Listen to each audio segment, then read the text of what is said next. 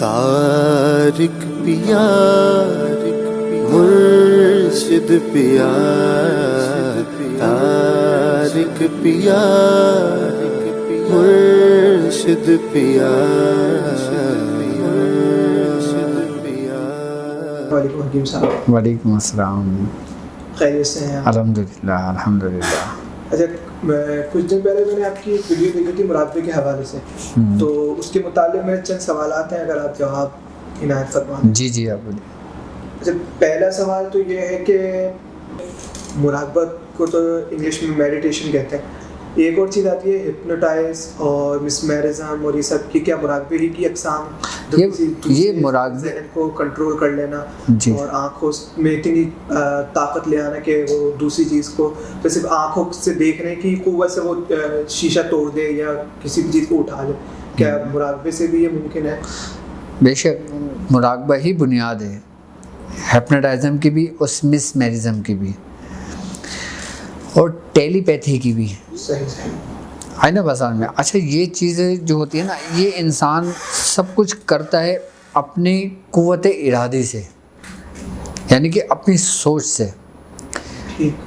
बड़े बूढ़े फरमाते हैं कि आप एक मश्क करें पलक झपकने की, कि आपकी पलक ना झपके। ठीक है, आप जब ये मश्क करने शुरू करेंगे ना, तो जैसे आपने पलक नहीं झपकी, आप 30 सेकंड तक आपने बगैर पलक झपके आंखें रखी, उसके बाद फिर आपने मश्क की टाइम बढ़ाया, आप 60 सेकंड तक चले गए, आप 1 मिनट तक चले गए, आपकी पलक नहीं झपकी, फिर आप 2 मिनट तक चले गए, आपकी पलक नहीं झपकी, फिर आप 3 मिनट तक चले गए, आपकी पलक नहीं झपकी। हमारे बुजुर्ग फरमाते हैं कि अगर आप इस तरतीब से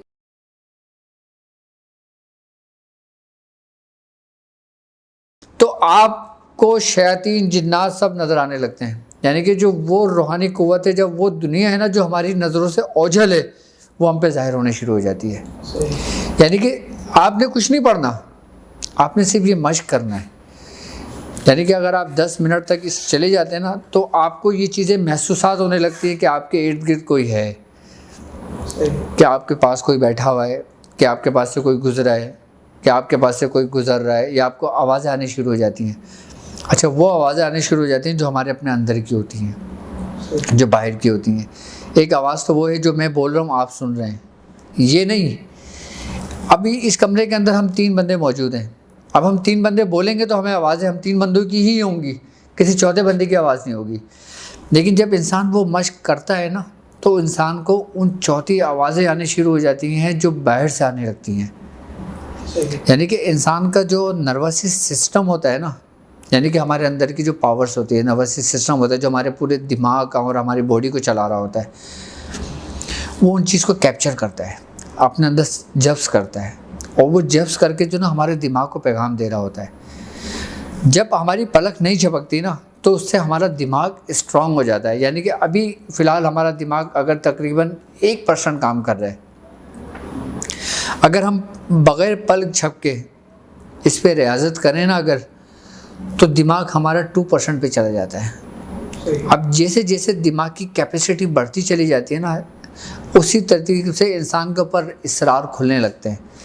अभी मैं आपको सिर्फ मश्क का तरीका बता रहा हूँ, आपको सिर्फ मश्क का तरीका बता रहा हूँ। इसमें जो ना सिर्फ पढ़ना नहीं है, आपने कोई सूरत नहीं पढ़नी, कोई अमल नहीं पढ़ना, आपने सिर्फ मश्क करना है।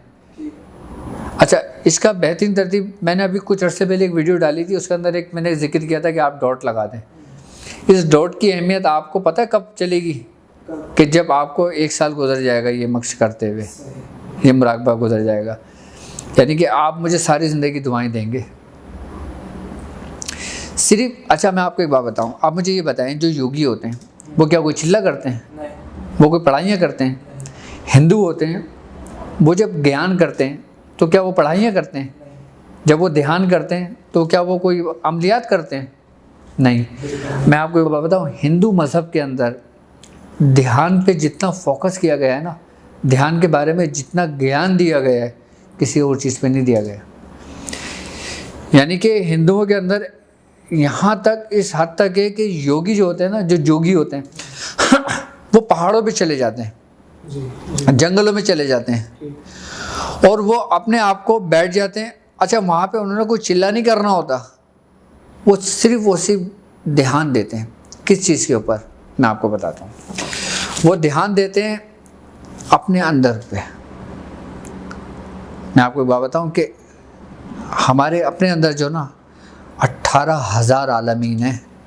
आपने 18,000 आलम के बारे में पढ़ा है? 18,000 आलम के बारे में पढ़ा है आपने? सुना है कि 18,000 आलम है, यानी कि हम अभी एक आलम में मौजूद हैं, यानी कि एक दुनिया में मौजूद हैं हम। ऐसे कितने आलम हैं? 18,000। वो कहाँ पर हैं? क्या बाहर हैं क्या? कहीं कहकशां से बाहर हैं क्या? वो हमारे अपने अंदर मौजूद है। इंसान उसका मुशाहिदा करता है। मुराकबे के अंदर इंसान उन 18,000 आलमों का मुशाहिदा करता है जो हमारी नज़रों से ओझल होता है। हमारी नज़रों से ओझल होता है, वो उनका मुशाहिदा करता है। अब हिंदू जो जोगी होते हैं ना, वो सिर्फ क्या करते हैं, अपनी निशिस लगाते हैं पदामासम बैठ लगा के। अच्छा, पदामासम कहते हैं एक बैठने की निशिस इस तरीके को कि जिसमें एक टांग अपनी रान पे रखते हैं, दूसरी टांग इस रान पे रखते हैं। वो बैठ के मुशाहिदा करते हैं अपनी कमर को बिल्कुल स्ट्रेट रखकर, यानी कि कमर के अंदर कोई तनाव वाक़ ना हो, यानी कि कमर ना झुकी हो, गर्दन सीधी हो, गर्दन में ना झुकी हो, ना ज़्यादा खड़ी हो। आई बात समझ में? मैं उनका भी तरीक़ेकार बता रहा हूँ जो हिंदू हैं। अभी हम मुसलमानों की बात नहीं कर रहे, अभी हम मुसलमानों की रियासत की बात नहीं कर रहे, मुसलमानों की अमलियात की बात नहीं कर रहे, किसी चिल्ले की बात नहीं कर रहे। अभी हम जनरल बात कर रहे हैं कि इस मश्क के ज़रिए हम क्या क्या कर सकते हैं।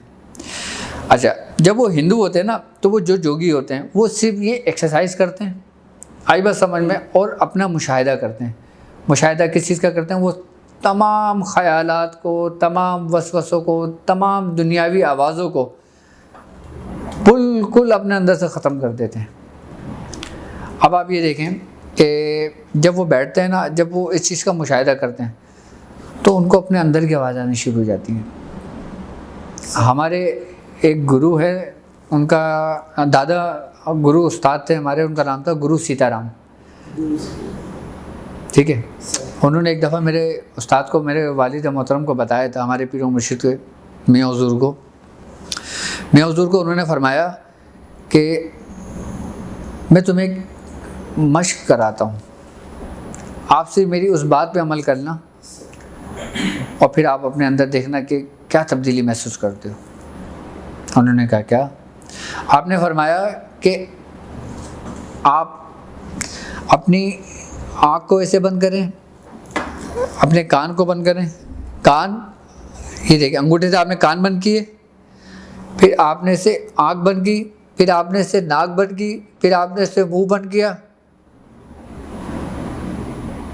ऐसे आपने अपने सब कुछ बंद कर लिया। यानी कि जो आपके हवा से खमसा है ना, वो आपने बंद कर दिया। यानी कि आँख बंद, नाक बंद, कान बंद, मुंह बंद, नाम निरंजन ले।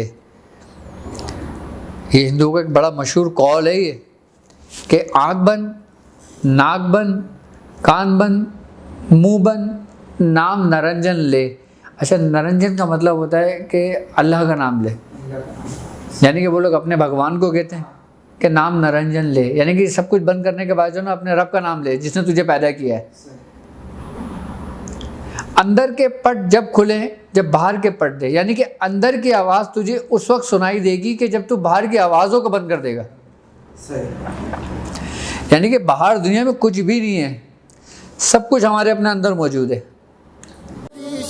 कब्र में वाजिद पूछे तुमसे रहबर का, पूछे तुमसे रहबर का, बेखौफो खतर कहना शारिफ आप ही तो।